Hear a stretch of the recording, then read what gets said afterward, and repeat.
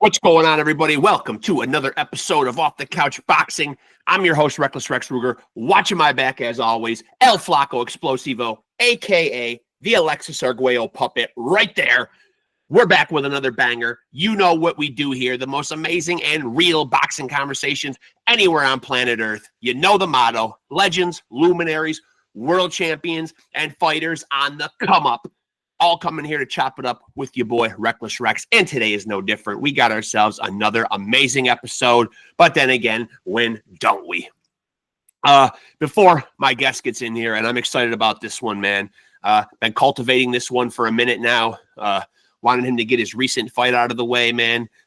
Focus on that. And now we get down and chop it up with him, man. A fighter that I've been watching in his first few fights.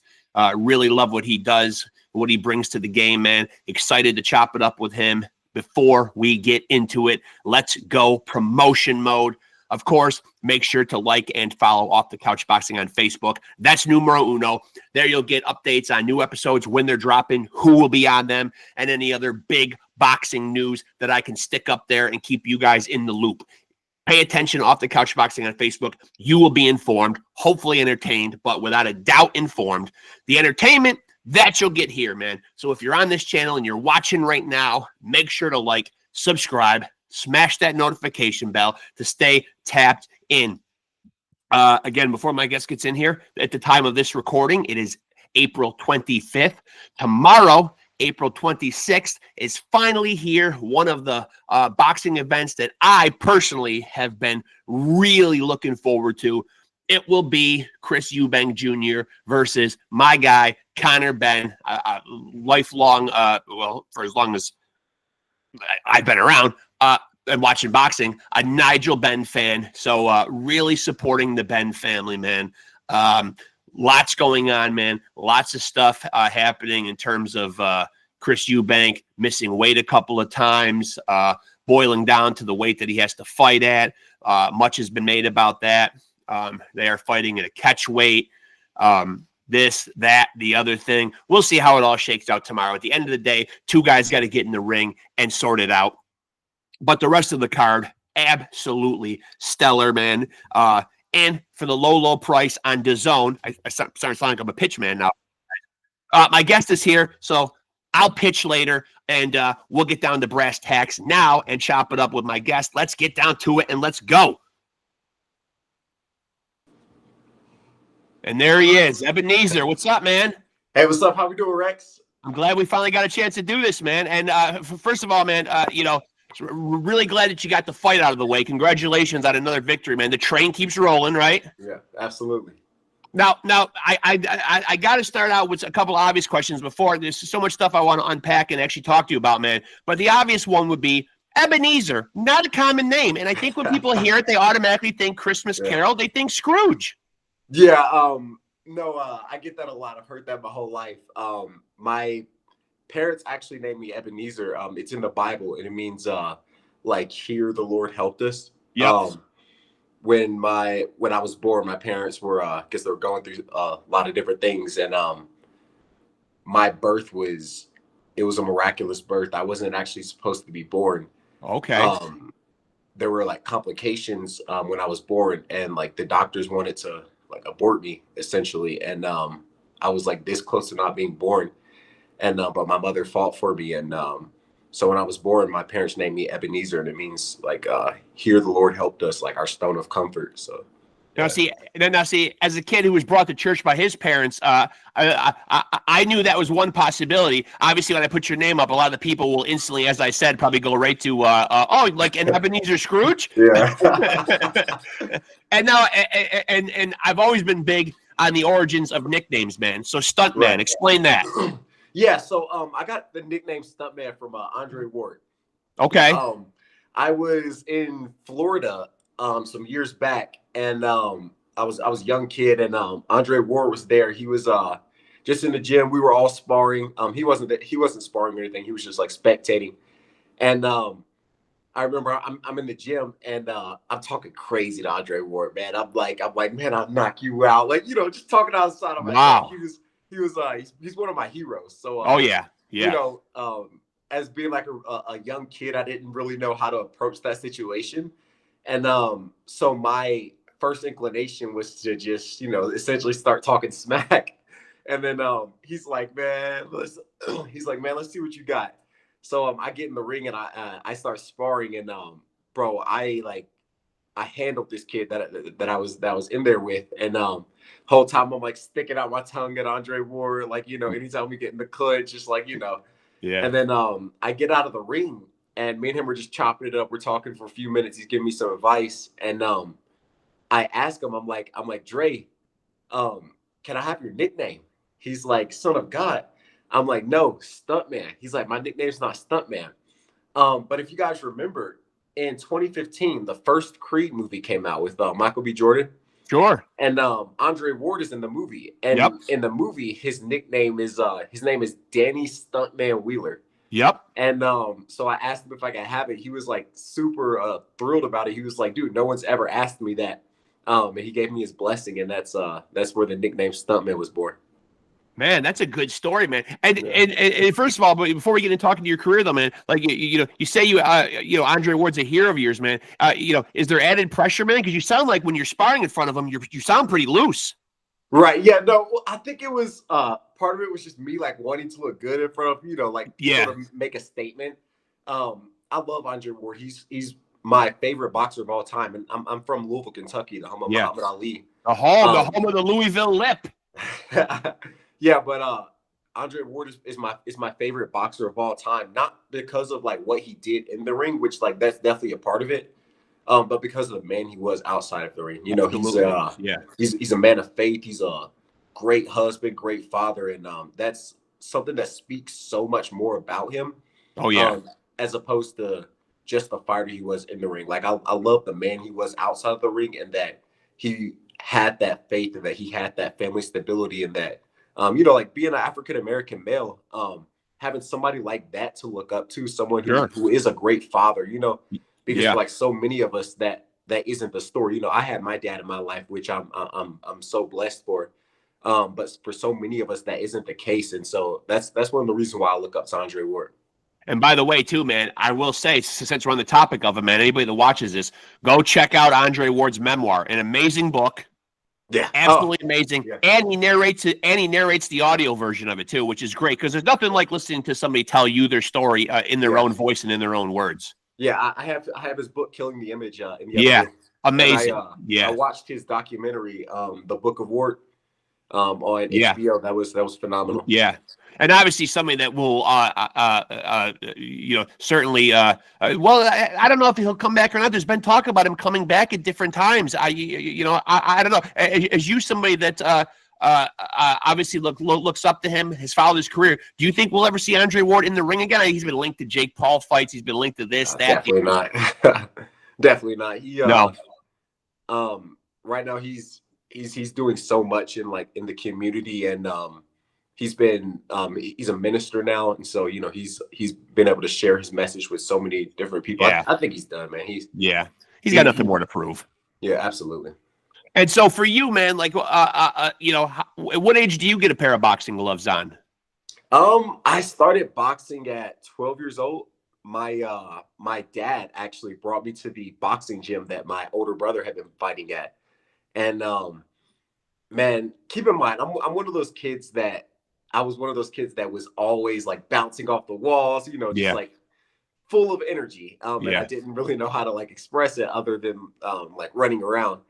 And so my dad brings me to the boxing gym, and as soon as I walk in, it's like this old school brick building, in the heart of Louisville. And my dad brings me in the gym, and when I step foot in there, there's these two kids in the ring, like right around my age, 11, 12 years old.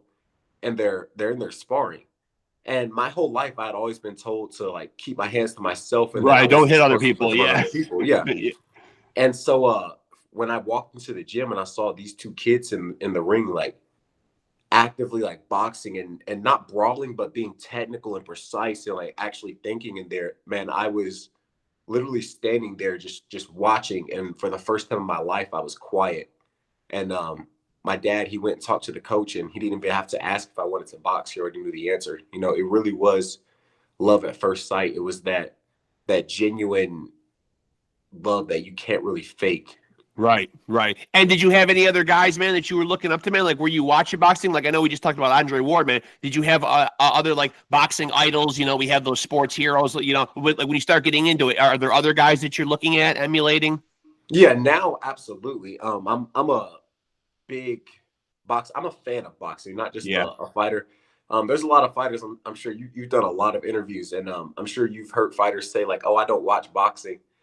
That's so weird to me. I know it Because is. like I love the sport. I'm a fan of like other boxers too. Like Bud Crawford, Terrence Crawford. He's my favorite active fighter today. Yeah, I like Shakur a lot. I've met Shakur a few times. He's a cool dude. I like Shakur, Bud, Canelo. Yeah, those are my three favorite fighters at the moment. Oh, Bam Rodriguez. Bam yes, Rodriguez. yeah, He's a technician. yeah. And so when you get the gloves on, man, you know, you talk about being like a hyper kid, but also being taught to keep your hands to yourself, man. So like, were you getting a lot of fights as a kid? Like, were you one of the? Because obviously doing a lot of interviews, I do hear that story a lot on here. Yeah. I grew up in the West End of Louisville, so it sort of came with the territory, you know. Yeah, Um, that wasn't what drew me to the boxing gym, though. I wouldn't say that isn't the reason I started boxing, you know. I definitely got in my fair share of scraps in the street, like any kid, you know, growing up. Um, but I would always I would always say that boxing drew me. You know, I didn't draw boxing to me. Boxing right. drew me to it. It really was like a beckoning call. It was just calling to me, man. And when I found it, it was pure like unadulterated love. Were you pretty athletic, man? Like, were you into like other sports? Yeah. So I'm a very athletic guy. I played lacrosse, ran track, football, all that stuff. I did taekwondo for a little bit. But boxing has always just been my one love. You know, it's crazy. When I was coming up in my parents' house, my mom didn't like letting me watch like professional boxing. Yeah, I wasn't allowed to like watch the fights when they came on, so I would sneak like down. I would sneak downstairs to the TV, and back then they had the fights on Fox, you know, and HBO, and yeah, I remember like cutting the volume all the way down. Like specifically, I remember this cutting the volume all the way down and watching like these fights, you know, watching like Thurman and Garcia when they were both undefeated, like, you know, yeah. watching Floyd Mayweather and Robert Guerrero. Yeah, it was just one of those things where like there was no denying me, you know. Yeah. It was just something that I wanted so desperately, and I was going to do anything to have it, you know. So from like sneaking downstairs and watching the fights without my mom knowing, you know. So do you So feel like your mom was not like in favor of you boxing? Like, was there anybody that was trying to change your mind or sway you, you know, down another path? Because obviously, man, a lot of moms aren't going to be too thrilled when their child comes to them and says, "Hey, I want to get punched in the face for a living," you know? right. I wouldn't say she was necessarily opposed to me fighting. She just didn't like the violence aspect. Right. To this day, my mom has only been to one of my fights, and I had a lot of fights in the amateurs. I have like several fights as a pro now. She came to my very first amateur fight, and after that, she was like, never again, you know. She'll always go out to dinner with us afterwards and things like that, but she just can't watch it, and I understand, you know, it's not for Sure. everyone. Yeah. And Now, I'll I'm never always like I'm go always ahead. intrigued by the mental side of boxing, though, because I feel like, and I've asked this question to other fighters on here before. I feel like there are people that are blessed and with God-given talent, but I think a lot of the physical stuff can be taught. You know, you can be taught to throw a jab, you can be taught boxing footwork, and there are guys that are, like I said, born with it and gifted.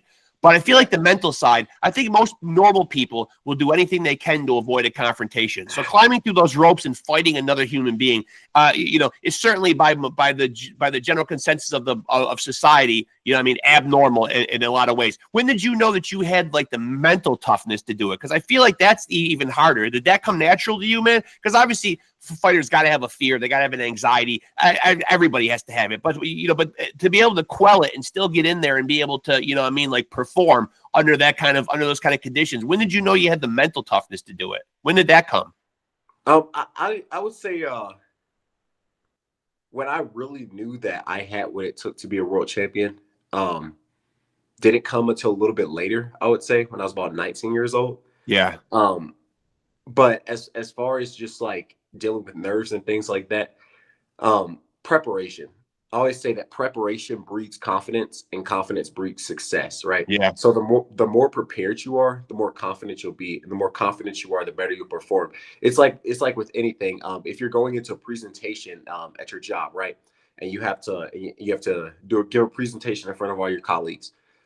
If you've rehearsed and you're prepared and you've studied the material and you know what you're talking about, you're going to be a lot more calm and a lot more confident going into that meeting, and speaking in front of all these different people. Sure.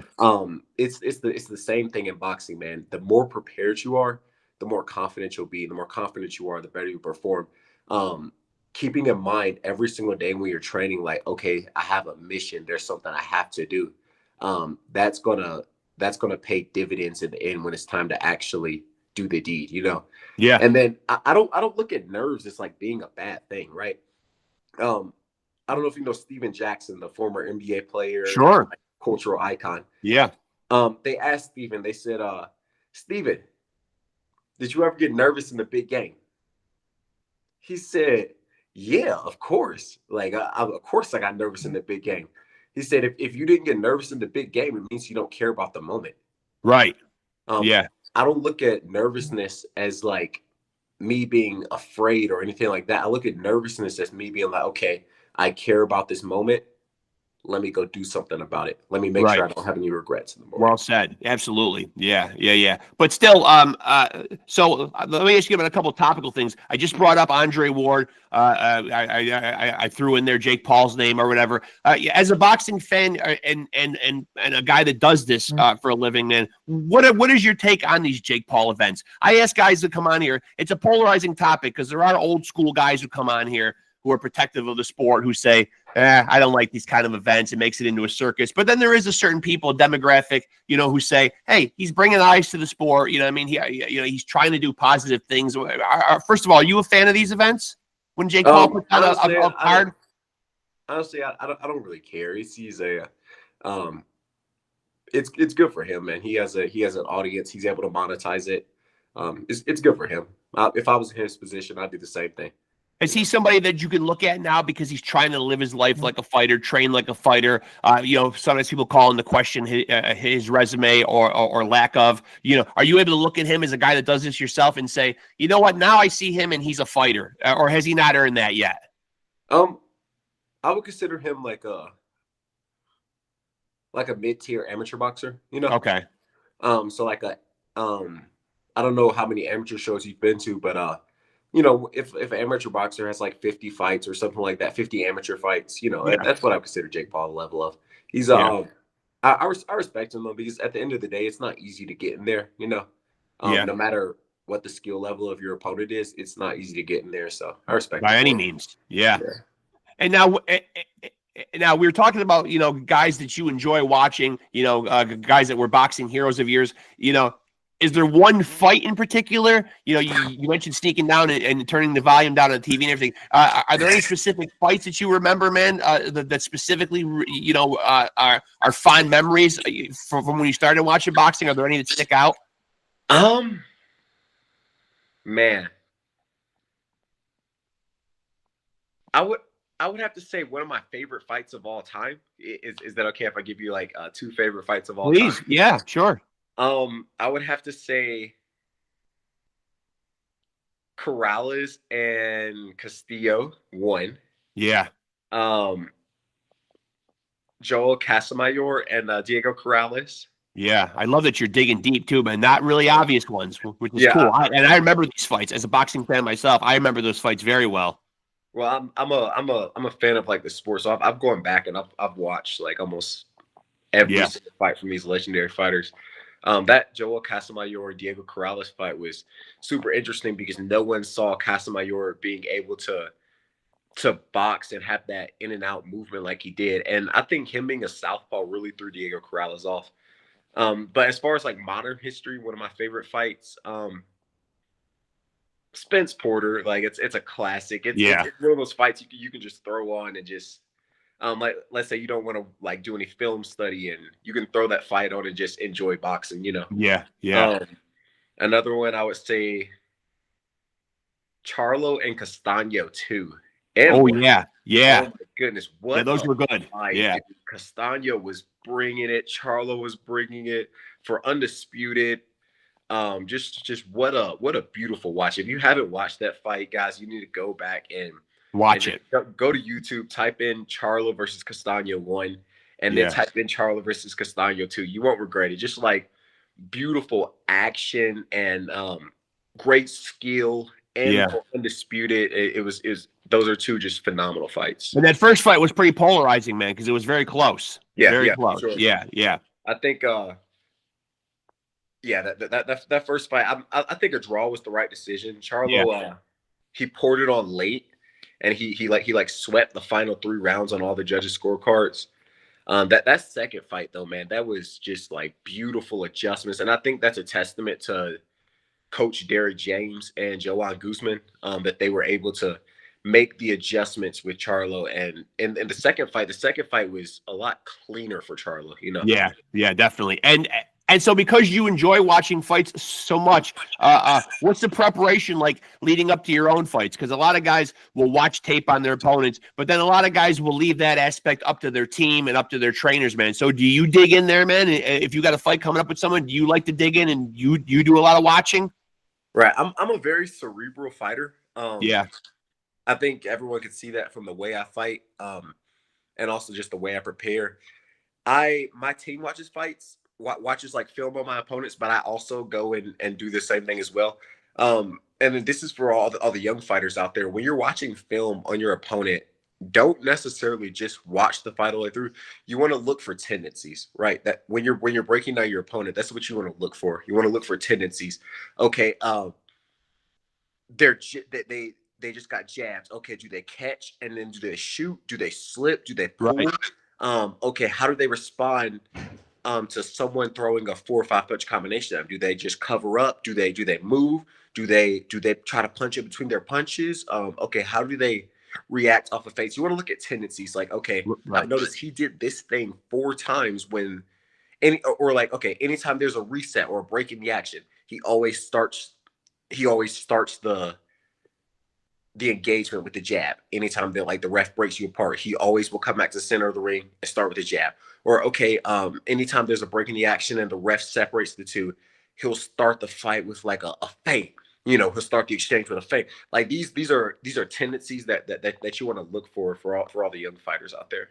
And what And so to what so when you're watching this stuff and you're picking up these tendencies, to what degree do you go? Do you make a mental note? Are you actually taking physical notes?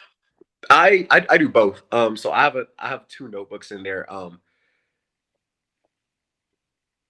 Sometimes I'll take notes. Not that's if I want to like talk to my coach the next day. I'm like, okay, coach, I'm seeing this. And then like I'll write down the timestamp. Then we'll go back and be like, okay, he does this at this timestamp. He does it again here. He does it again here. So I'm a very like cerebral fighter when it comes to preparation, and just overall film study. I'm not like the kind of fighter who like cares about like who my opponent is as a person and things like that. But when it Right. comes to like, the boxing aspects of it, I'm very thorough. I mean, I'm interested, because I picked up on you saying you don't really care who your, who per se the opponent is. You've got a fight coming up on June 14th, man. And according to BoxRec, I don't know what you and your team know, but it still has the, to be announced. First of all, let me ask, do you have an opponent yet, or is it still to be determined? It's still to be determined. We're looking for it's kind of crazy. They asked me, they were like, "What kind of opponent are you looking for?" I was like, "I want a tough guy." Yeah, yeah, Even for like my last fight, they asked me the same thing. They were like, "What kind of opponent are you looking for?" I was like, "I want a guy that's going to give me some rounds." I was like, "I don't want a guy who's just going to come in there and lay down. Like, I want a tough fighter." And so my last opponent, he had never been knocked out. His only losses were to undefeated other prospects, and he right. gave them like a run for their money. And so that's one thing I was definitely like looking forward to is seeing how I stacked up against other prospects in my weight class, you know. And Yeah. I feel like we did a really good job in the fact that we were able to show our skill, you know, and we were able to show um, just where we are in relation to other prospects in my weight class. And so with that being said, because you do like to study and because you are, as you said, a cerebral fighter, man, you still got time, obviously, but does it make you, is it anything that weighs on you, like not knowing who this person is that you're going to be fighting in June? No, because right now we're still about 9 weeks out from that. Okay. Yeah, so I just fought on Saturday. So I was back in the gym on Tuesday. Um and then I trained this morning. So I'm right back in the gym. We still have about 9 weeks until that fight day. So I'm hoping within the next week we'll have an opponent or so. And so how active, you just mentioned, that you just fought here on the 19th. How active would you like to be in 2025, man? Like when you're getting your career started, like you're 5-0 right now. You've already fought 2 times in 2025. How many more times would you like to fight? 4, ideally. Four more times. Yes, 4 more times. At the beginning of the year, I wrote down my goals. I do it every year, because if you're not writing down your goals, you're setting yourself up for failure, right? Writing, there's so much research done on and so many different studies done about just taking intentionality, you know, and being Yeah. really intentional and saying like, okay, this is what I want, and actively putting it down onto paper as opposed to just like writing it in your notes. Yeah, I love that. Yeah. Every single year for like, I want to say the past like 6 or 7 years, I've wrote down like my goals for the year, whether like, you know, personal goals, career goals, just spiritual goals, you know, different things like that. And it's really good to keep yourself accountable during the middle of the year, so that way you're not just like going through the motions, you know, and you're able to actively, you have a goal set in mind and you're able to actively pursue it. You know, it's all just about being intentional. But at the beginning of the year, I said that I wanted to have 6 fights this year. Obviously that could change depending on, you know, if you get cut or if you Sure. break your hand or something like that, you know, injuries. But that was my goal at the beginning of the year. And I fought back in February, won unanimous decision. And then I fought last week, April 19th, and I won unanimous decision as well. It was my first 6-round fight. We stepped up against an opponent who he had a decent record. Again, like I said, never been knocked out. His only losses came to undefeated guys who were prospects. And so yeah, man, he really came to fight. So yeah, I'm hoping to fight 4 more times. And so, with that being said, is there any plan in place, or have you and your team gotten this far yet? Because we are seeing guys now early in their career. Like, I'm 52 years old, so I remember old school boxing. You know, before you could call somebody out or get a title shot, you had to have a pretty decent resume. You had to have some fights under your belt. Now we're seeing guys challenging for titles 9, 10, 12 fights into their career. Keyshawn Davis just picked up a belt. I've had him on the show. 13 fights into his career. We're seeing guys sometimes even less than that. So have you guys thought about a timeline on like when you feel like you'll be ready and in that world title picture? Right. I think it's different for every fighter. Sure. Obviously, we take into account like your amateur experience, and I have a really deep amateur background. Yep. I fought in the Olympic trials. I was ranked #1 in the country. And I have a lot of amateur fights. But that doesn't necessarily mean that you're going to get fast tracked, you know, because everyone adjusts to the pro game differently. Like we're seeing that with, we saw that with guys like Robeisy Ramirez, and although he was able to become a world champion, I still think that it would have been better for him if they had moved him a little bit more slowly. Yeah. You know, just because if you have too many amateur fights, there is such a thing as too many amateur fights, I will say. It takes longer to adjust, you know?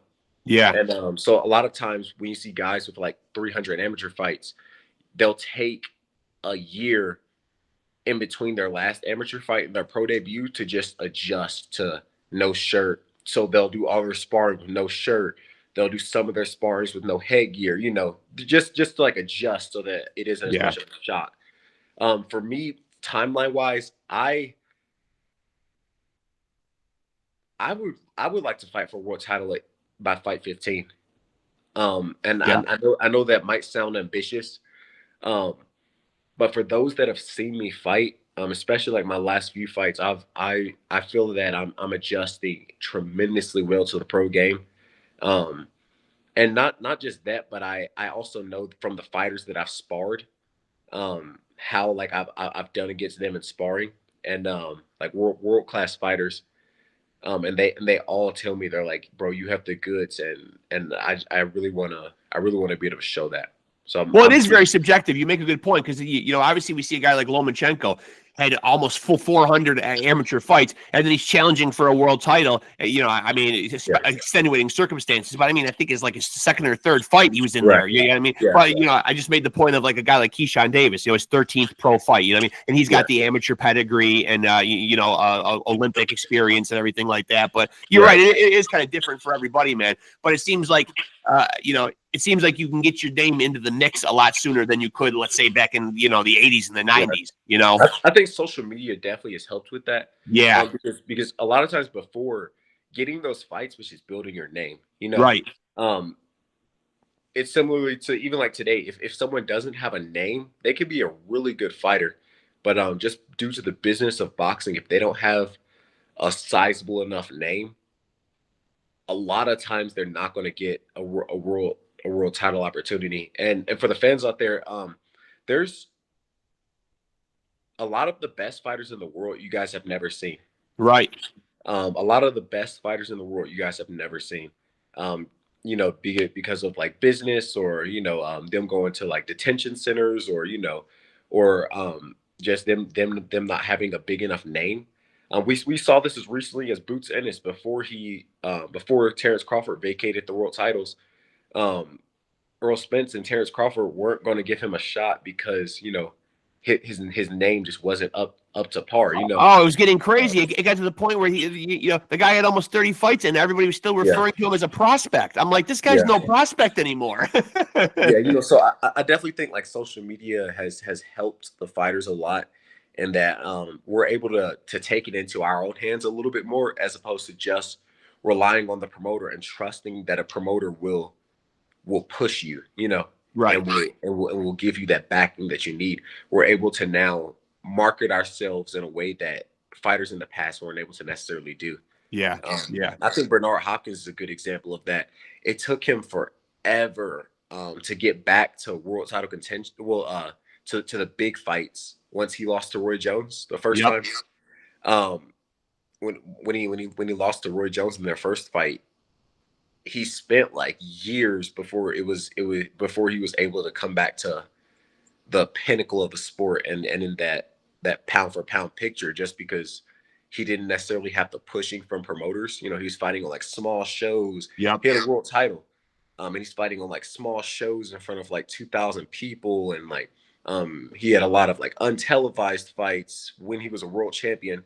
And I definitely think that social media now is helping fighters a lot more to be heard, and just to put their voice out there. And now, where do you stand on because you make a good point about social media. We also, on the flip side of that, it certainly helps to sell fighters, certainly helps to hype fights. But, a big knock on it sometimes is that there's a lot of beefing, and sometimes we don't always see the big fights get made because guys like to take to Twitter and Instagram or whatever and like beef. Now, you seem like such an affable, gregarious, good-natured guy. Are you one of those guys that likes the beefing part of boxing? Can anybody get under your skin, or are you not the type to trade like verbal barbs with people? I think I don't think that's necessarily why big fights aren't being made. In a lot of these cases, you'll see, for instance, 2018, Anthony Joshua and Deontay Wilder were both undefeated, Yep. both in the primes of their career, and they wanted to fight each other. Yep. Everyone says that Anthony Joshua was scared to fight Deontay Wilder, but that's not the case. They wanted to fight each other. Eddie Hearn's the one who actually shot it down. I think a lot of these cases, we fighters will fight each other. We spent years in the amateurs fighting everyone at these national tournaments, and like just with that competitive spirit we have inside of us, we have the will to not be conquered. We have the will to want to prove we're the best. Right. Obviously, the numbers have to make sense because at the end of the day, this is for our livelihood and this is what we do for a It's living. prize fighting, sure. Um, Yeah. but at the same time, though, I think a lot of these fighters will want to fight each other. Um, it's just a lot of times these promoters don't want to take the risk with their guy losing.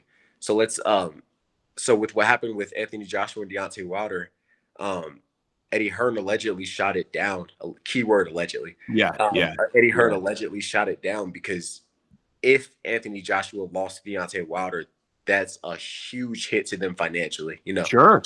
And I understand the part, of the promoters as well, because they invest all of this money into building us up, and they don't necessarily want to lose their biggest asset before they've had time to cash in. So Right. I think Right. there's definitely like a few sides to the coin. And then I also understand the perspective from the fans because I am also a fan of boxing. In that we want to see these big fights, but I think that we have to put pressure on the promoters, not necessarily the fighters as much. And now, where do you see yourself as far as like, correct me if I'm wrong, man, but you're a 154-pound fighter right now, right? Yes. So where do you see yourself as far as like you being in tune with your own body? Do you plan on exploring other weight divisions? And what is your ceiling? I mean, how high or low are you willing to go in terms of your weight? Right. I make 154 pretty comfortably. My first few fights, I was just trying to adjust to the pro game. Yeah. And so I had a few fights at 160, but I make 154 fairly comfortably. My last two fights, I weighed in at like 153. I make it very, very comfortably. I think that 154 is my weight class for the foreseeable future. That being said, though, I wouldn't be opposed to moving up to 160 eventually. But for right now, I think 154 is definitely my weight class, and I really feel that I have a lot to bring to the weight class. In boxing and just overall as a fighter and a person, I really believe that that 154 will be my division. That I will make a name at this division. And you feel like you have like a ceiling though? Like, should you go higher? Do you feel like, hey, I couldn't see myself fighting any higher than, I mean, like 68? I think I could if I fought at 68, I think eventually, the older I get, the more my body develops. Right. I think that 168 could potentially be an option, but 75, I'm not doing 75. Yeah, that's high. Because That's that high, was yeah. crazy for going all the way up there. Yeah. That was insane. Well, weight divisions exist for a reason, man. Like we're seeing that right now. I obviously I try to keep my Facebook page updated with when I'm putting new episodes out, but also with pertinent boxing news. If it's popping off in the fight game, I try to put it up there, man, and keep everybody in the loop. And we're seeing a lot of that with this weekend, man. We're seeing what people are saying is Chris Eubank getting boiled down. For this Conor Ben fight or whatever. I don't know. There's been a lot made. I guess opinions can vary. There's people that keep putting up screenshots of him. Look how terrible he looks. Look how terrible he looks. Look how terrible he looks. But I mean, I don't know. At the end of the day, he did sign the contract and said he could make this weight and it wouldn't be an issue. That's exactly how I feel. Whenever people talk about, oh, this person's a weight bully, right? Dude, we signed contracts to get down to that weight. At the end of the day, getting down to the weight isn't easy, and I think that oftentimes like people make too big of a statement about where a fighter is, and in regards to being like a weight bully and things like that. Like, okay, if I have to get down to that weight class, that takes something out of you. You leave something on the scales whenever you get down to that low of a weight class. Whenever you're cutting weight like really hard. And so I think it all balances out. I think people make too much of a big deal about being weight bullies and things like that. Well, and where do you stand too on because like a guy like Chris Eubank has gone as high as 168. He's more known, to be like a 160 fighter. But there's not much made about Conor Ben. Is also that extra weight could affect him as far as his speed there. He's coming up from 147 closer to 160. Obviously he's putting on the weight, but that doesn't necessarily mean that he's going to perform any better and not lose some of his skills. Right. If I'm not mistaken, I think his last fight was like 150, like a catch weight. Yeah. I don't think he'll go back down to 147. He was really struggling to make 47. Yeah. But honestly, it'll be a good fight. I'm gonna tune in for sure. It'll be a good fight. I'm very excited. I think Eubank pulls it out. Yeah, I'm very, very, very excited. And it's a great card, an all England card, man. Like the England, over the UK, man, like they know how to put on a good event. A lot of great fights. They do. They do. Yeah. One thing I love about the English fans is that they're real boxing fans. Very much. Yeah. They actually like support the fighters. And that they they're like their sports team or something, you know. Yeah. Let's say one of their favorite fighters who's like Hellbrook.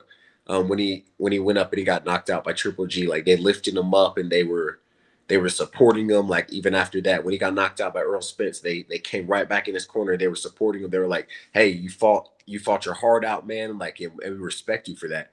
I think like in the West with like Western culture, it's not as predominant. Like if you take a loss or anything like that, the fans are like so quick to just like turn and betray you.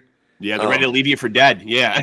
Like we just saw this with the Gervonta Davis and Lamont Roach fight. Yep.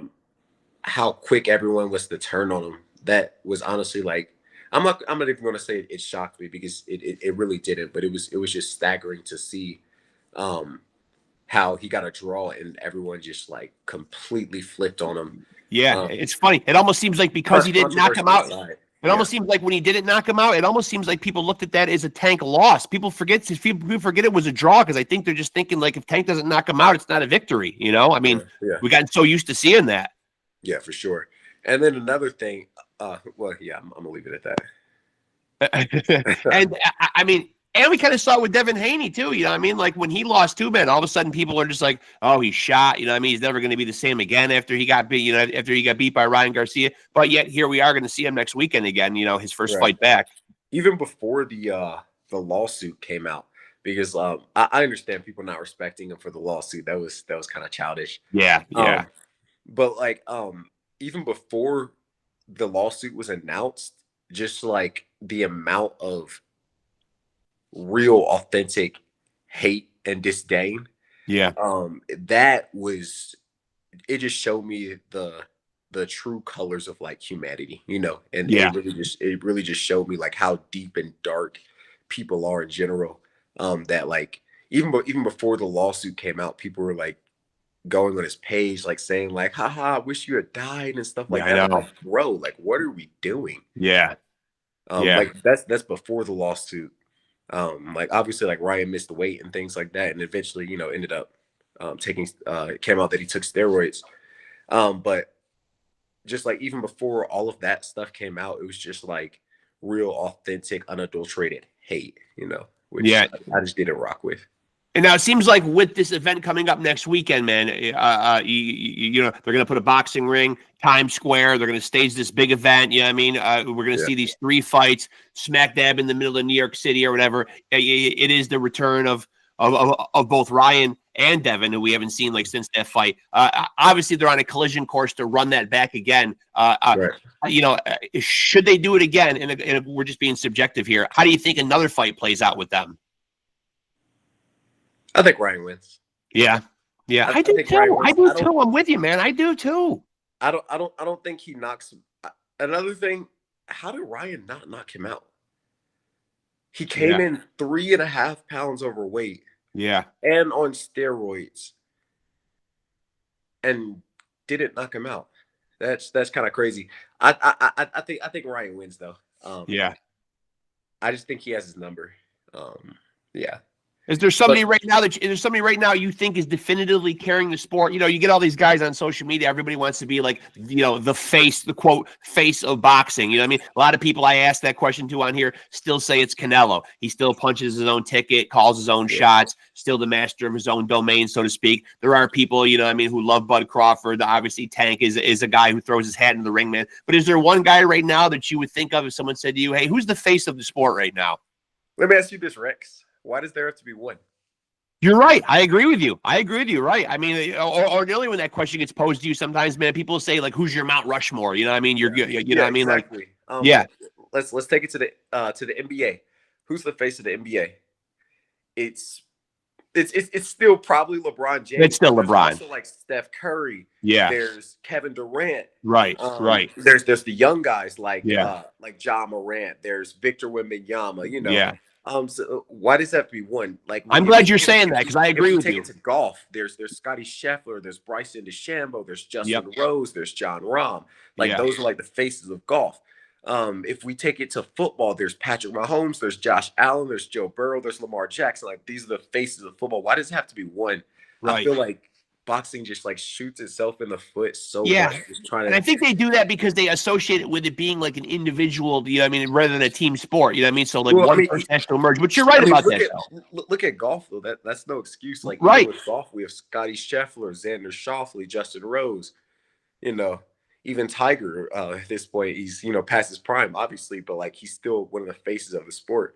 And that's an individual sport. So I don't think that's necessarily an excuse that it's not a team sport, Yeah. So but with that being said, who would you say then are among some of the names, who are at the upper echelon of the sport right now?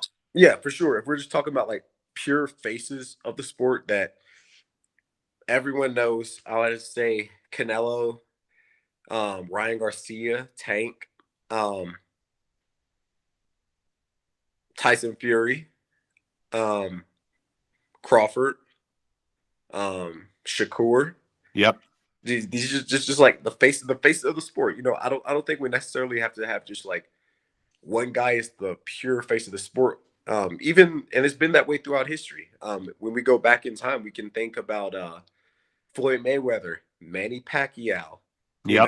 Miguel Cotto. All existing at the same time. Yeah. At the same time. And then, like, if we take it back even further than that, we had guys like Roy Jones, Mike Tyson, like at the same time, So I don't think it necessarily has to be just one guy. In the 80s, it was the Four Kings, Yep. I think one that's bad for the sport if we just have one guy. That's how you end up like the UFC. The UFC has no stars right now. I know. I know. And that's like a big issue right now. And Dana White's like been stressing about it because there's no stars. It's with UFC, it's one guy or it's no one. And I really hope boxing does it. That's one of the reasons why I love the 4 belts. Yeah. Could we take it down to 3? Sure. But I think having multiple belts, even if we took it down to just 2, I think having multiple belts helps to create stars. Because you have one of the champions and he's making names for all of his opponents, right? Right. And then you have the other champion. He's creating names for all of his opponents. For instance, Tank. Before Tank fought Rolly, no one knew Rolly. Everyone knows Rolly now. Right. And at the time, Devin Haney was the undisputed champion.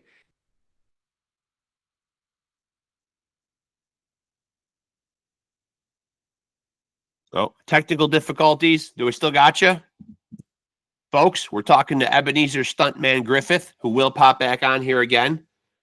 We've been down this road before, folks. Technical difficulties. And of course, you also know where I stand on editing.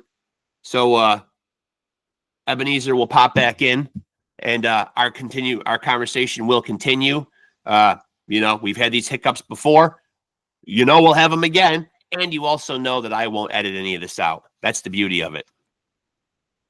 You know where I stand on editing. And we will get Ebenezer Stuntman Griffith back in here, man. 5-0 currently.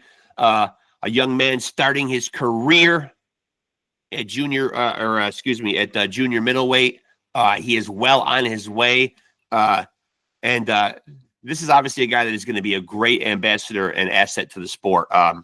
Let me just take this time before he gets back in here, man, to say, like, what a polished young man, poised, well-spoken, an intellectual thinking man's fighter, man. These are the kind of guys that young fighters ought to look up to and ought to respect. And I'm going to get Stuntman back in here. Un momento. And we will continue our conversation, man. But he makes a lot of great points. He was on his way to making some more great points, I do believe. Obviously we do need belts. Keep fighters fighting, keep them having things to fight for. That's obviously very important. It's an essential part of the game. Obviously, there's been a lot made about Dana White and Turki Al-Sheikh and their new promotional company wanting to scale back weight divisions, scale back the amount of belts, scaling, taking the sport back to a simpler time. I guess we'll see. And Stuntman is coming back in right now, so let's get him back in here, man. Technical difficulties aside, but you know what? I leave it all in because I don't edit anything, Ebenezer. It's been my stance since day one, man. Man, it's raw, it's real, it's unfiltered, man. If there's a technical hiccup, I leave it in. I'm all about the posterity. Leave it in for posterity's sake. Someday we're going to look back on all this, man, and it's going to be in there, warts and all. But you were making some great points, like before you got cut off, and I kept rambling, just keeping the episode going or whatever, man. But you were talking about scaling back, because that's one thing that Turki Al-Sheikh and Dana White, who we were talking about in this new promotional company, I want to get your take on that. They're talking about scaling back belts. They're talking about going back to the original weight conferences. And I'm wondering what you think about something like that as a guy who's comfortable right now at 154. That would potentially be one of the non-traditional weight classes that they've talked about wanting to do away with. Right. So just thinking about the belt situation, if we had two belts, we had the Ring Magazine, right, the WBC. Yep. I think that we would be able to create so many stars still, Mm-hmm. Kind of like what I was saying earlier with Tank creating stars of making Lamont Roach into a star, making Rolly into a star, making Isak Cruz into Isak Cruz fed his family for the next generation off of Tank, Yep. I think that'll help us to still be able to create stars in the sport.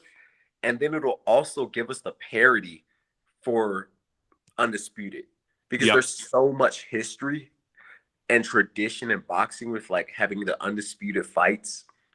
And man, I just think that if we have more than one belt, it'll still be able to keep that rich tradition and history alive.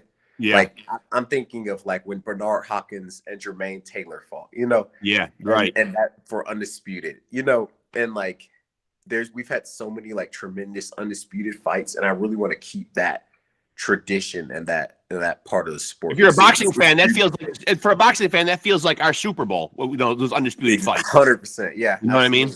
Yeah. I think having multiple belts will allow us to create stars, and it'll help us to keep that wow factor and that true special night alive. Because if every title defense is just against a contender, there's never really a true mega fight. Right. You see what I'm saying?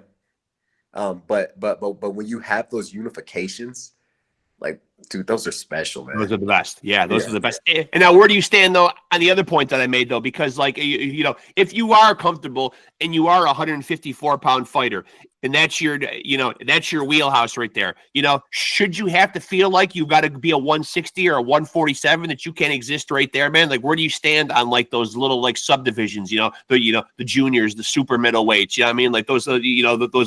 Those weight classes that fall in between. Right. I think going from 47 to 60 is a big jump. I could probably make 47 if I really, really wanted to. Or I could just go up to 160. I don't think it will be a problem for me.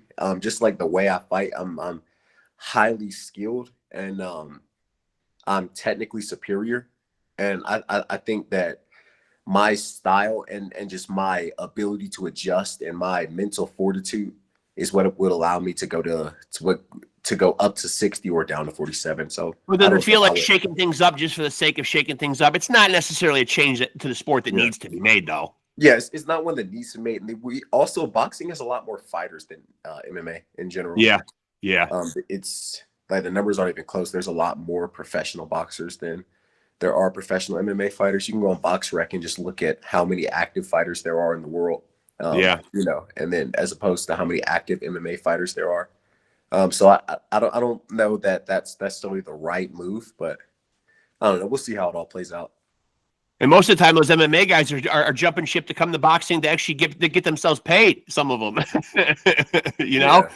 Uh, and so for people that don't know, like what you do, because you're so early on, still in the embryonic stages of your career, 5-0, man. How would you classify yourself? Obviously, there's certain people that get that label as a knockout artist. You've got your guys Right. that are classified as technical boxers, your boxer punchers. You know what I mean? Like, what would you say someone doesn't know Ebenezer Stuntman Griffith? You know what I mean? And you were going to kind of, give a summary of, what kind of style to expect from you.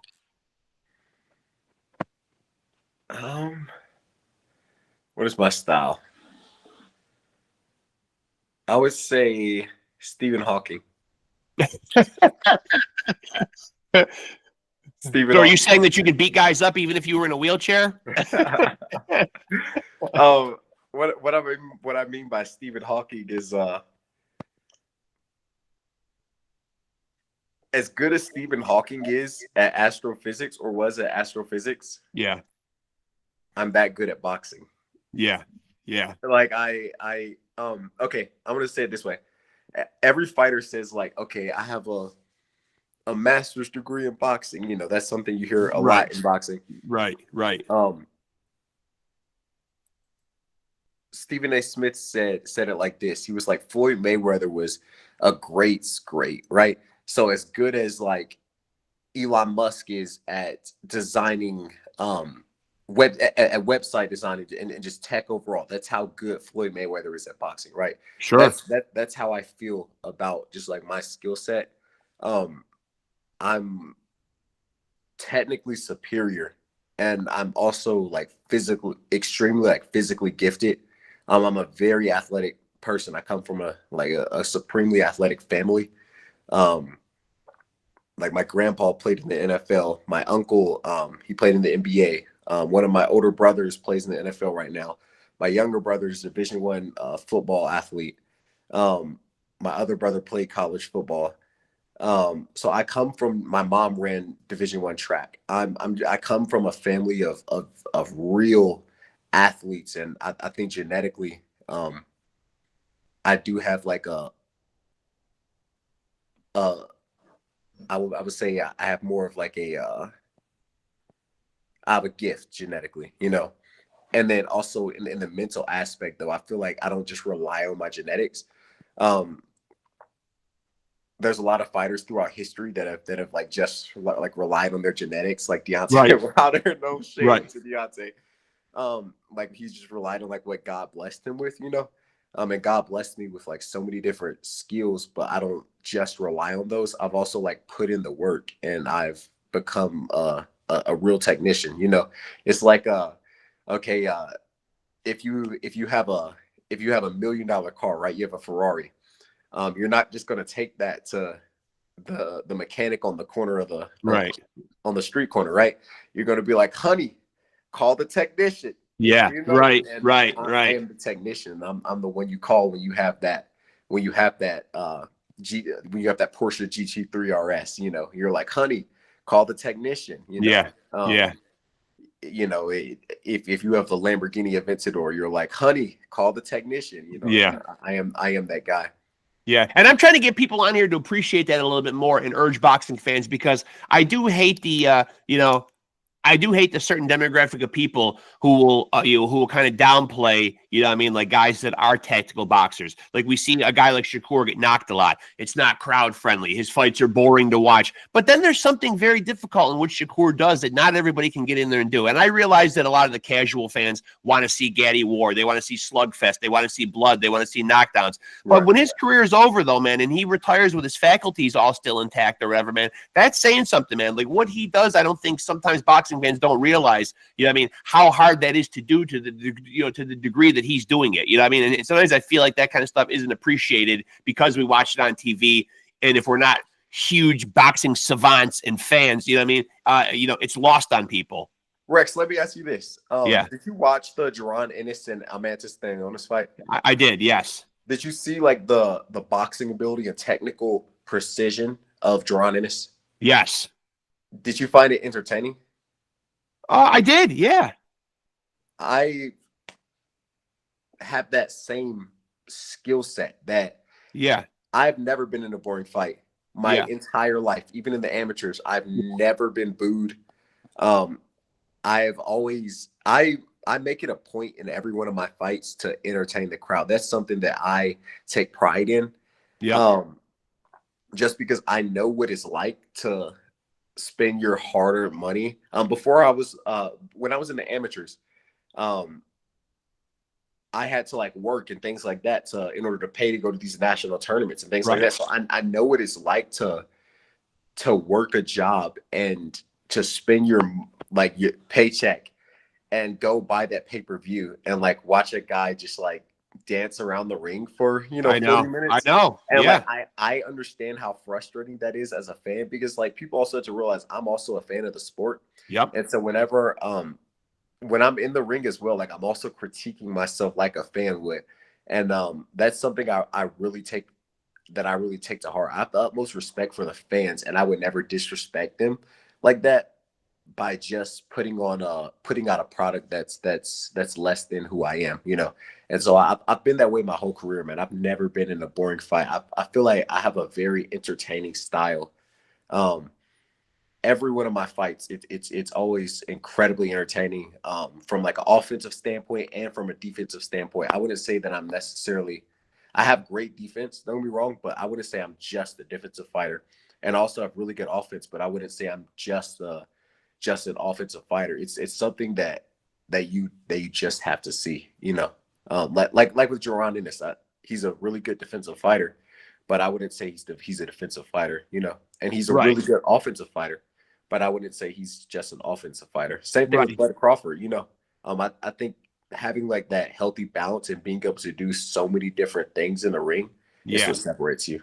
That's difficult, right? Right. It's kind of like you're walking a fine line and you're giving people like the best of both worlds. You know what I mean? Hey, Yeah, I could put absolutely. on a defensive clinic, but I can also kick some ass in there, you know? Yeah, yeah. It's nice to That's see. It's that's nice to that's see. how I fight. And 100%. so and so is it ever in the back of your mind? I realize it can be a slippery slope and dangerous to go into a fight and look for a knockout, because that can be kind of counterproductive and work against you. But as a young fighter starting your career, is it ever in the back of your mind, these bad decisions? Because I've been critical of it on here, man. We do still unfortunately see, and it is a black cloud hanging over the sport at times, shitty decisions still. And they can derail a guy who's getting his career started. Suddenly you're on the ass end of it. I mean, it happened to Lomachenko in his second fight, or his first fight with Orlando Salido. Remember? I mean, Yeah. everyone thought, here's this guy. He's like the second coming. You know what I mean? Like he's this great bot. Then suddenly he's in a foul-filled fight. He comes on the short end of the stick or whatever. But that's maybe that's not even the best example. I just had Terrell Gausha on here last week, who just had that fight with Elijah Garcia at middleweight. Won almost every round, but they didn't give him the decision. We do still see these guys dropping the ball sometimes. Is it anything as a young fighter that you think about? Like, if the fight's going to the cards, like, shit, if this doesn't go my way, Yeah. this could really upset the apple cart going forward. I have yet to lose a round. That's good. Keep it that way. As a professional.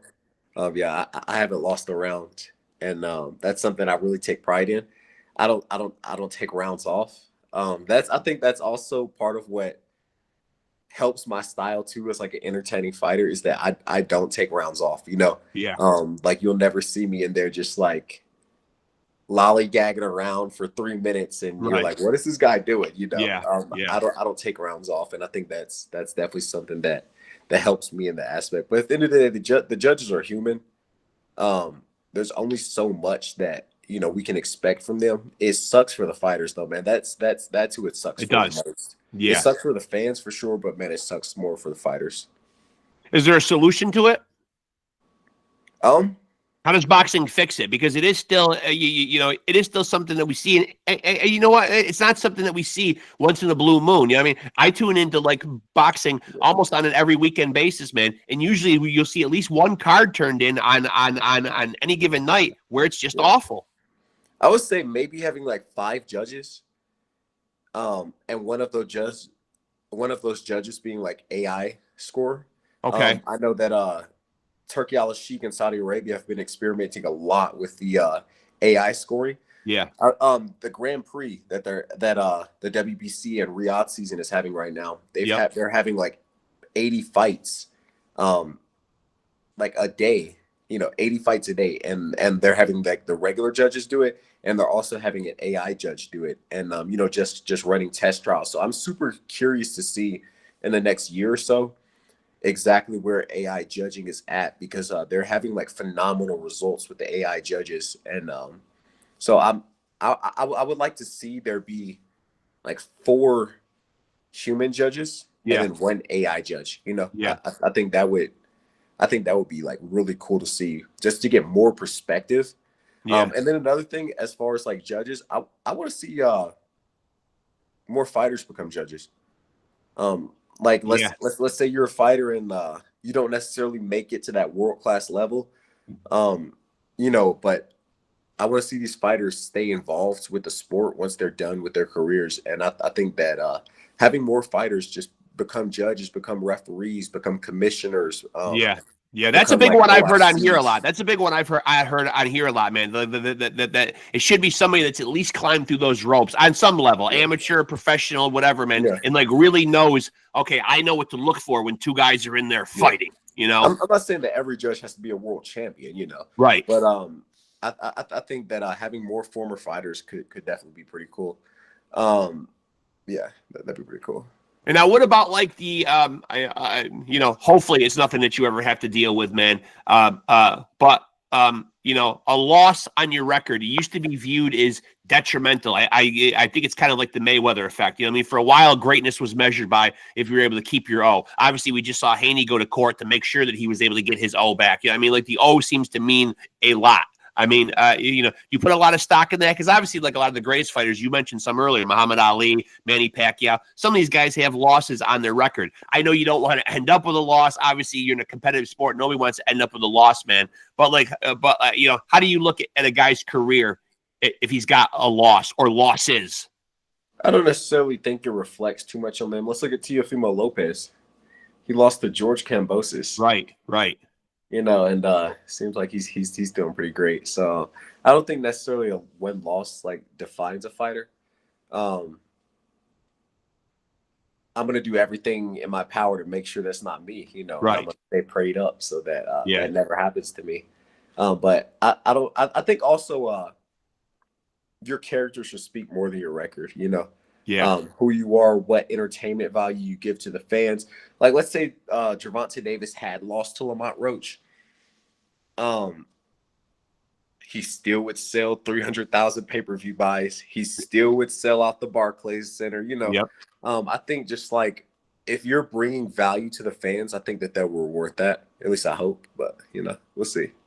And you strike me as a guy, just in this conversation we've had, you touched on how cerebral of a fighter you are, how seriously you take the craft. You seem like you're a guy who really thinks things out before he jumps into them. Everything seems very calculated. Have you thought particularly about how, I've had guys on here who know definitively how many fights they have in them or what age they'd like to stop fighting. You're a young guy, but have you thought about like what your fighting career looks like? Like, I don't want to fight past the age of, or I don't want to have more than X amount of professional fights before I get out of this. Yeah, it depends person to person. We've seen guys like Bernard Hopkins fight into their 40s. Right. 50. We saw like Andre Ward retire at 32? Yep. It just depends, fighter to fighter. So I think not. I think if you take care of yourself outside of the ring, not drinking, which I don't drink. I'm a Christian. I'm a child of God. Yep. I don't drink. I don't smoke. So I think if you're taking care of your body outside of the ring, that's gonna allow you to elongate your career. Is it something you play by ear? Is it something you've thought about, though, you specifically? Have you thought about, I don't want to still be fighting at this age, or I don't want to be fighting past like 30 pro fights or 40 pro fights? Or is it something you're just kind of playing by ear at this stage? I think it's a combination of all three of those. I've definitely thought about it. I don't know if I should give you the number or not, so I'm not going to. No, don't give me the number. Don't give me the number. I'm just But wondering if it's something that you've thought about. but it's also something you have to play by ear. You know, Yeah. You have to take into account, like if you have kids, things like that. Like how much time are you taking away from your family? Yep. There's a lot of different factors that come into it. Where you are financially, you know, if you are able to retire from the sport and never have to work again, you know, Right. if you you know, if you're dealing with like a lot of injuries and your health is a major concern, that's something to take into account. It's a lot of different factors. So Have you thought about what your life looks like after boxing? Like, would you make a clean break from the sport, or do you feel like, you know, when you hang up the gloves and you're done in ring competing, that you'll always keep a foot in boxing? Are you interested in life after boxing and maybe the promotional aspect or being a trainer yourself? in terms of like life after boxing, in the boxing aspects, I do have plans for when I'm done. But in terms of like life after boxing, in boxing, I definitely want to stay connected to the sport. Like I said, Yeah. man, I'm a fan of the sport. It's something I love. Like I love the beauty of the art. I love how each fight is like a new canvas, and like it's Right. up to those two fighters in there to paint the picture, you know. And so I think that when I'm done with the sport, I'm gonna be the biggest fan of the young fighters. The young Yes. fighters, man. I think a lot of fighters in my generation, we get criticized so much by like the older fighters. Like and like I don't think it's something that's unique to just boxing. I think it happens in like a lot of other sports as well. Like we see in basketball, a lot of the older players like Charles Barkley and these guys and Kevin Garnett, they'll criticize the younger players. They'll be Yep. like, it's so much just hate towards them. I know. I want the kids that are in my gym right now, like these 7 and 8 year olds, the ones that I talk to every day, man. I want them to know I'm gonna be their biggest supporters, bro. Like, dog, whatever you need, I am here for you. I love that about like guys like Sean Porter and like Andre Ward. Yeah. They're so involved with the younger generation, which I love, and they really have taken like an interest in us. And they're not just saying that they are supporting the younger generation. They're actually like showing it, you know. Yeah, I find it to be my biggest thrill too. I mean, I've done almost 220 episodes of this, and as much as I love to have the OGs on and have the legends on here, man, I get a charge with having guys that are just starting their career because I don't know that I'm not looking at the next Floyd Mayweather. You know what I mean? Yeah, Like, you know, it's exciting to have these guys come on that are 8-0, 10-0, 12-0 that are just starting their career and be able to give them some type of a platform and get their name and their faces out there to people. You know, I mean, yeah, for sure. I think you guys do like well, you specifically do a tremendous job with that. Thank you. You have like a wide range of different fighters on. Yeah. From like I know you have Bomac on before. You know, so like you've had these like legends. Yeah, I've had James Toney on, but then I get a guy like you on who's starting his career. You know, it's exciting to run that gamut. You know what I mean, between both. You know, absolutely. And so so you competing in junior, junior middleweight. I know you're only 5 fights into your career, man. But because you are a fan, I just kind of want to get your opinion and just kind of like assess the guys who are currently on top at junior middleweight, and just kind of gauge like what you think of them as fighters. WBO champ is Sebastian Fundora. A lot of guys have had a problem with him, man, because of his length. We just saw Cordell Booker have a tough time with him. What do you think of him? He's a good fighter. He's very humble. I'm more interested in Sebastian Fundora for like the man he is outside of the ring. Yeah, I've met him outside the ring. Nice guy. Yeah, for sure. I have too. He's a very humble guy. Humble family. His sister Gabriella Fundora, she's very humble. Same way, they're humble giants. I love the Fundora family. How about Bakram? He's got the IBF belt. I don't know too much about Bakram. I've watched several of his fights though. I did some film study. He speaks Russian. I don't speak Russian, so I'm not able to like learn too much about who he is outside of the ring. But in the ring, he's a good fighter. I'm curious to see how he does with the real boxer. Yeah. Tim Tszyu is a guy who doesn't necessarily have too much head movement, doesn't have too much he doesn't have the best jab. I'm curious to see how Bakram Murtazaliev would do against somebody who has a little more flavor, like even a guy like Madrimov or Boachuk. I would Yes. like to see him in there with Boachuk. Sergey Boachuk he has a great jab, combinations, and he moves his head side to Yeah. side. Yeah. He comes forward, but he comes forward with head movement, and he has Right. a beautiful jab. He throws like 85, 90 punches around. I would love to see that fight just to see exactly where Murtazaliev is, because I think that would speak volumes. Now, a couple guys who have interim belts here, man, but it's still, a piece of the main belt. A guy that just got the WBC interim, Virgil Ortiz. Good fighter. Good fighter. He's well-rounded, Virgil is. Yeah. He's not the best boxer, but he's very well-rounded. He has a good jab off the front. He fights a lot off the front foot. He's a good jab. Good timing. Great chin. Excuse me, good body shots. Virgil's a good fighter. And now a guy who just picked up the WBA belt. I don't know how much you know about him. Yoenis Tellez. Yeah.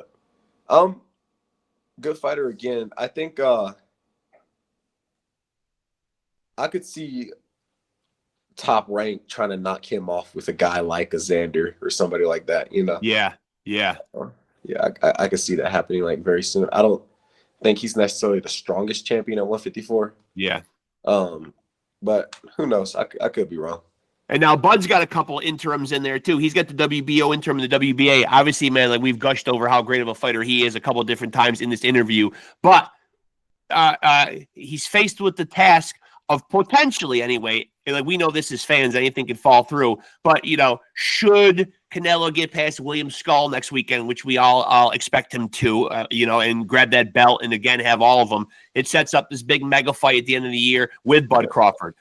Where do you rate Bud's chances, man, moving all the way up to 168, where Canelo has lived and campaigned for quite a while now? I mean, it is a big task. There are shots of Bud walking around right now at 180. He looks pretty good, but performing with that weight and walking around with it are two different things. Where do you rate Bud's chances on the big task of chopping down Canelo? I think Crawford has a significantly better chance than everyone's giving him. I think Canelo wins. Keep that in mind. I think Canelo wins. But I think Crawford has a really good chance because Crawford isn't just going to move.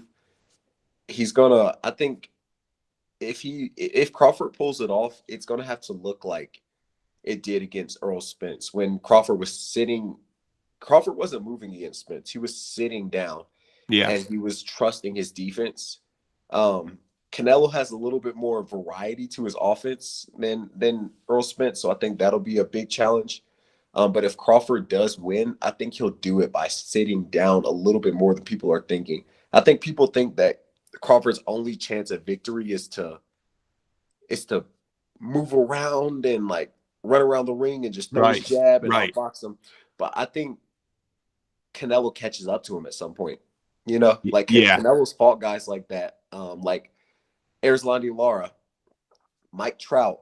They both tried that with Canelo. It didn't work. Canelo's too good for that. I think if you beat Canelo, you're gonna have to fight him like Floyd fought him. Like go back and watch that fight. Canelo took more steps back in that fight than Floyd did. Right. I'm not just saying that. Like Canelo was boxing. Floyd was the one coming forward in that fight. Whenever Canelo would come forward against Floyd would sit there and he would use that shoulder roll and he would smother Canelo. I think if Bud's going to beat Canelo, he's going to have to take a page out of that and he's going to have to try to smother him and roll and turn Canelo. Don't let him plant his feet and throw his shots. Pivot and turn Canelo, and then when he is unloading, be confident enough in your defense to be able to say, okay, I'm confident enough in my defense. Let me pick these shots off. Let me move my head and let me parry these shots. Now, what's one thing that you feel like, man, that you want to add to your game or solidify in your game, man, that you're conscientiously working on, that you feel like not necessarily is a weakness or a hole in your game, man, but is there something, man, that you're paying specific attention to that you as a fighter would like to see, you would like to see it come further? Yeah, for sure. I was just talking to Roy Jones, actually, after my last fight. I fought on Roy Jones Jr. Promotions. And so I was, what's super cool about that? getting to talk with Roy Jones. Like, I loved Roy Jones coming up. He's one of Listen, my I think favorite Roy's fighters. one of the all-time. If there's a Mount Rushmore, man, Yeah, he should be on it. he's on there for sure. Yeah, he's on there. But like, media day, me and him were in the back room, and I got to talk with him for like 30 minutes, and it was like super cool, just like hearing about his faith, hearing about his life, and just like getting to pick his brain a little bit. But he gave me a few things I need to work on.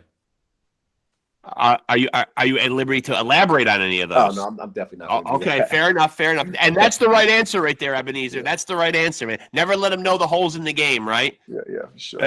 But no, I'm a very like self-aware fighter, and I'm hypercritical of myself. Yeah. So I'm always looking at like holes in my own game, and I'm Yeah. always going to be perfecting it. So like, I always tell people, if you ever see a fight of me, just know that the next fight I'm going to be better. You're going to be, like, yeah. I'm going to be better. I'm always improving. Now, when you're getting ready for a fight, is there any component of a fight camp that's your least favorite? Obviously, sometimes making weight is one of those answers, but it could be something else for you. Making weight. so that's your answer. Not even the making weight part. Because like, I don't get too heavy in between fights. Yeah. I would say it's cutting out the sweets. Yeah. You know those peach Haribo gummies? Sure. They're these gummy candy by Haribo. And Yeah. They're peach flavored. They're like sugary, like coating on the outside, but they're super gooey up. Bro, that's the bane of your. That's the bane of your. That's the bane of your existence, right there. Yes. That's the worst part of it. I love sparring. I love. Honestly, I love the training. Just like hard. There's no feeling like being locked in and like having this mission. Like it gives you purpose. It really does. Like being in fight camp gives me purpose. Like I feel just like I feel like my relationship with God like grows stronger when I'm like mentally tested in those things. Like I find myself like praying a lot more. I find myself like reading my Bible a lot more during training camp, just because there's no distractions. You know, I'm not playing as much golf. I'm not, I'm not doing these type of things. I'm not like going swimming as much. I'm not fishing as much. So like I know like whenever I'm in training camp, it's just like my relationship with God just like deepens more, and like I'm able to like just be really like introspective and reflective, and I love training camp. And that's came up a couple times now in this interview, and I don't want to by any means gloss over it, man, because I think sometimes there are fighters, man, who will do the obligatory, in their post-fight speech or interview and thank God or whatever, But you've touched on it a couple times, man. Talk to me a little bit about like the spirituality component, man, and what that brings to your fight game. Yeah. So my dad was a pastor. So I grew up in a church family. And my mom was a music teacher. She's taught me piano and since I was like 6 years old. So I can read sheet music. I can play by ear. Okay. I taught myself how to play guitar, and like I'm really proficient at it. But like, man, bro, God has been like such a life changer for me. He's really like given me purpose. Yeah. I'll break it down to you like this. Growing up, I was always in church, right? And it was something like my dad's a pastor. I always had to be at church. Sure. And so I never really like developed a relationship with God on my own. It was always just like a faith that was like my parents' faith, Me too. Me too. Yep. That I didn't have for myself, Yep. And then when I turned 17 and I met Jesus for myself, and like I like accepted him into my life, everything changed for me. It was no longer just like this faith that my parents had, and that like I always believed in God, but I didn't have that relationship of my own.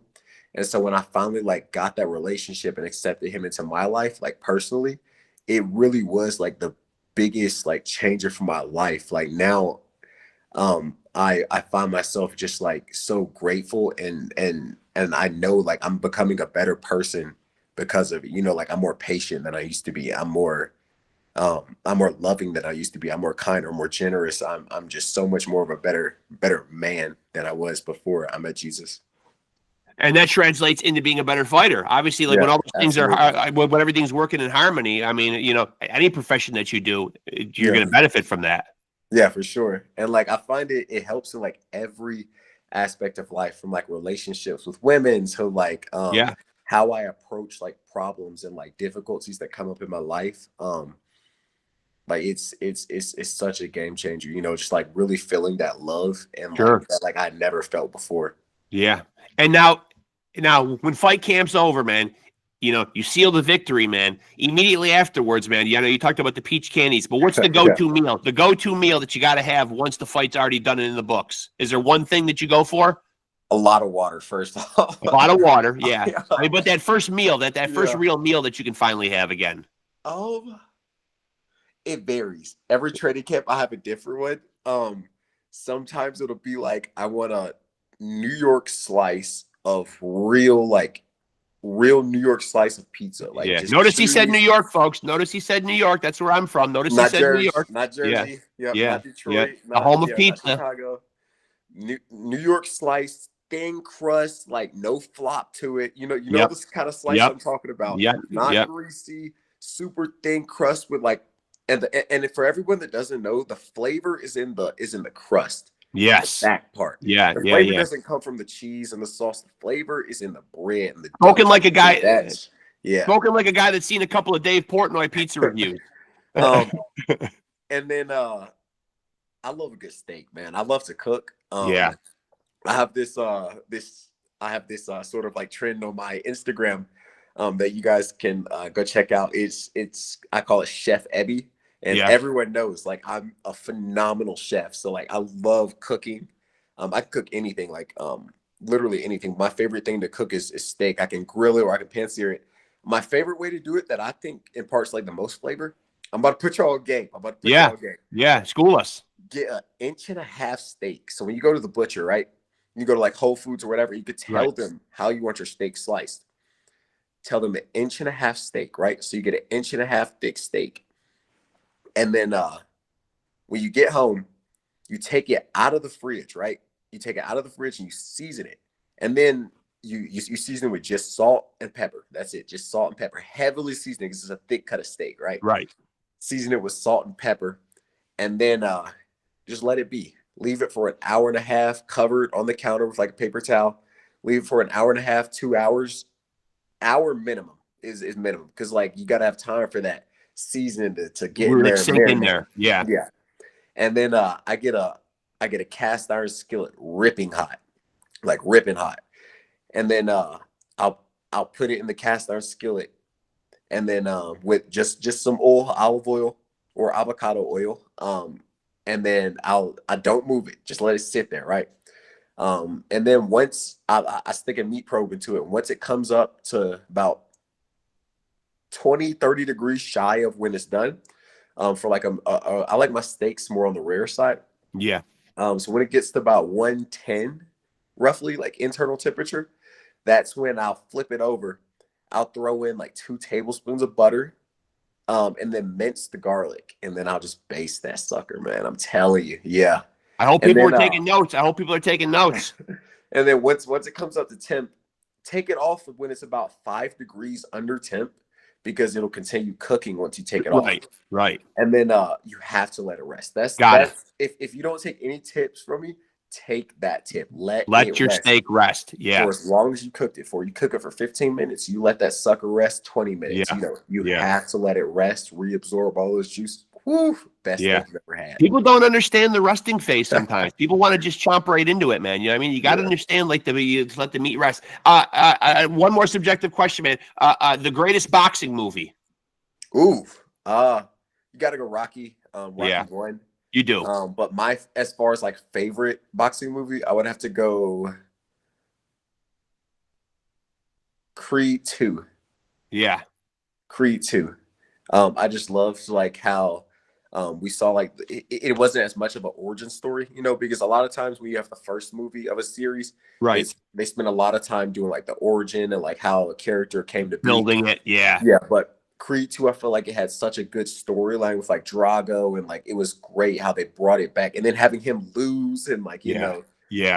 and then have to go into that dark place mentally. It was a beautiful cinematic piece. It wasn't very boxing accurate. None of these movies ever are, but Right. just Yeah. from like a cinematic standpoint, it was beautiful.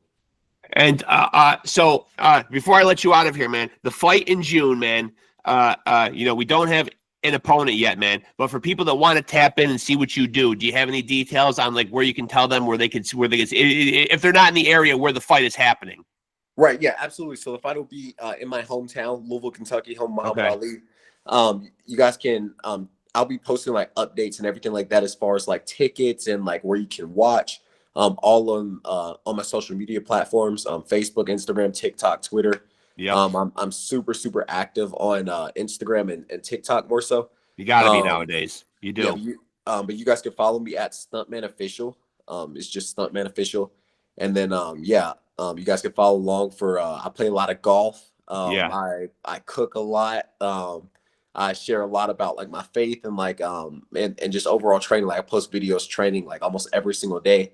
My biggest goal is to just inspire and really just like show love to like really spread love and just inspire people to be a better version of themselves, to find themselves and to overall just improve and to be a happy person. And do you know how people can watch this fight in June? Yes, so I'm going to be sharing the link. Okay. But there will be a link to a pay-per-view. Okay. Yeah. I said that when you were, when we had the technical difficulties, man, and you had to bounce away for a minute. I said, man, and I'll say it to you now, face to face, since you're on the air, though, man. It is refreshing, though, man. To see a young guy, with the thought process and the poise that you had, man. You are going to go on and do great things, man. I've talked to a lot of young boxers on here, man. But you're the kind of guy that the sport needs, though, man. I could see you being a great ambassador, man, for the sport for many years to come, man. Thank you. I really appreciate that, Rexx. Yeah. Guys, my name is EBENEZER Stuntman Griffith. I am 23 years old from Louisville, Kentucky.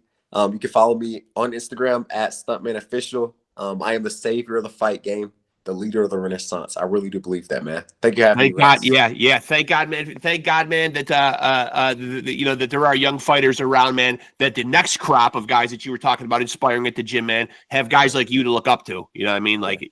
It is important, man. Keep on being out there, man, and inspiring people, man. I really enjoyed this one. 200 and some odd episodes. I may have said it a few other times that this one is my favorite episode, but this is going to crack the top 5 out of 200 and some odd, man. It was inspiring, man. You're a great guest. I've got your contact information, man. So you know we're going to do this again for sure. Absolutely. Thank you, Rexx. Yeah. See you. Appreciate you, brother. Thank you, man. Great talk, man. Appreciate you, man. Thank you. There he goes, folks. That is one of the great young up-and-coming, not only fighters, but young men in this sport of boxing that we love so much, man. That is EBENEZER Stuntman Griffith from Louisville, Kentucky, home of the Louisville Lip himself, the late, great Muhammad Ali. The greatest of all time, in many people's opinion, the GOAT of boxing. But EBENEZER well on his way to doing big things for the sport, man. And if you can't appreciate that conversation, and as I said before, the poise, the charisma, that fantastic smile, that exuberant attitude, that passion for the sport, and that passion and zest for life, and putting it into everything he does, just seeing the way he talked about, the sport from a fan standpoint, how he talked about cooking, how he talked about just becoming a better person and a better man. Young fighters and young athletes and kids out there that might see this, take note. That is what an athlete should aspire to be for the people that are watching him and for the for the next generation that are coming up under him. So just a great conversation, man, with a great young man. I've been looking forward to that one for a while, and it did not disappoint. Hope you guys dug that conversation with my man EBENEZER Stuntman Griffith, currently 5-0 and well on his way to doing big things in the sport of boxing, man. So keep your eye on that young man. He has a fight coming up. Let me get the date right here, on June 14th. As I mentioned, opponent to be determined at this point, man, but June 14th. And as you said, you can tap into his Instagram, tap into him on any of the socials, EBENEZER Stuntman Griffith. And as he said, he will be providing links when it gets closer as to where you can tap in and watch his fight. And tap in with us. Make sure to like and follow Off the Couch Boxing on Facebook, and make sure to like, subscribe, and hit the notification bell to stay tapped in with all new episodes. We are, of course, the home of the most amazing and real boxing conversations, and we just had one right there with legends, luminaries, world champions, and fighters on the come up, which we just had right there, man.